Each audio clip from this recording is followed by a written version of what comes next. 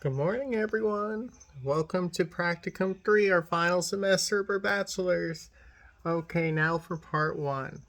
Share your experiences with motivational interviewing in a professional setting, internship, or employment.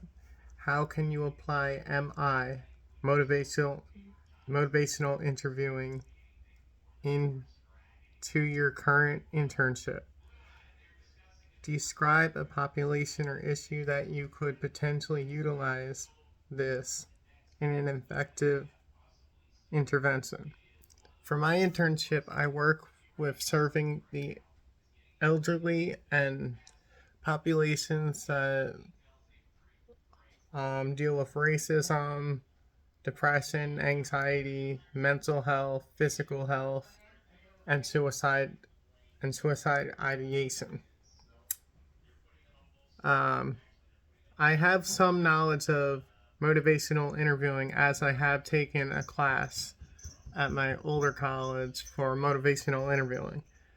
I just find it easier to talk to people once we, you know, start clicking and putting the dots together, as they say in social work. Uh, Things go together like glue. Hmm. Describe the population. So the population that I'm talking about today is the elderly and populations that deal with mental health issues. For part 2, have someone in your life to be the client. You will be the social worker utilizing the information presented and given on a motivation and interviewing.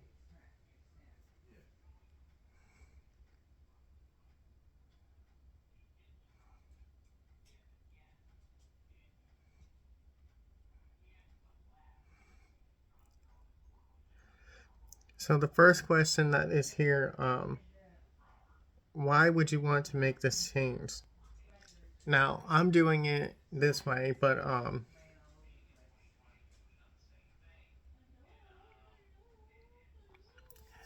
an example that I would use is someone that is suicidal, that is elderly, that has no one. The question that I would ask is, why would you want to make this change? Basically, it would be just for them to get to picture for themselves why they want to create the change to have a better life and not continue down the same path that they are on. The second question is, if you did decide to make this change, how might you go about it in order to succeed? How might I go about it is try to use validation, share things that I see fit into the situation, only things that would turn the negative situation into a positive reaffirmational situation that in turn helps them to vision and see things for themselves rather than try to provide them with a solution.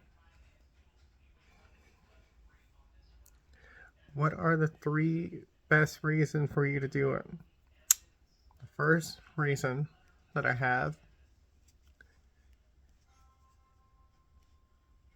is so that they can be able to stand on their own 2 feet and get to where they want to be with their decision making. It's better to help them along rather than watch them fail. Another reason is because change is inevitable. Without change, we wouldn't be able to help them process and rejuvenate back to a better version of themselves.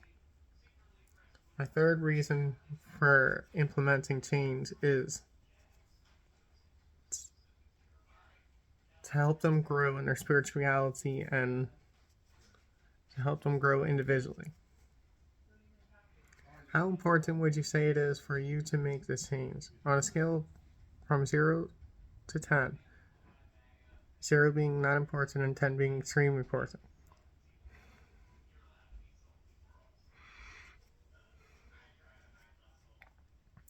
Depending on the response that the client were to give in this situation, let's say they would say, they would say 10,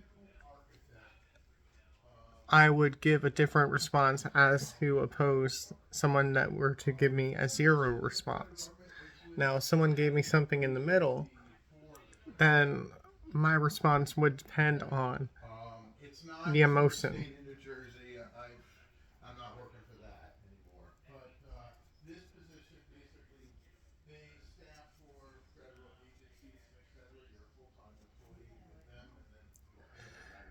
Then the last question is, so what do you think you'll do? Let's say someone in the beginning of a conversation with me on my internship had no idea what to do with their life. And I phrased the question, so what do you think you'll do? That opens up the realm for them to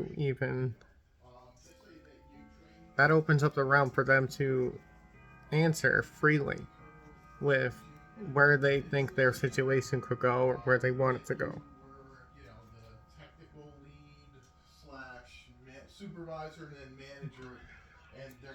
Well, that's it for today's video. I did it a different way, but that's okay. We're almost there, and have a great day.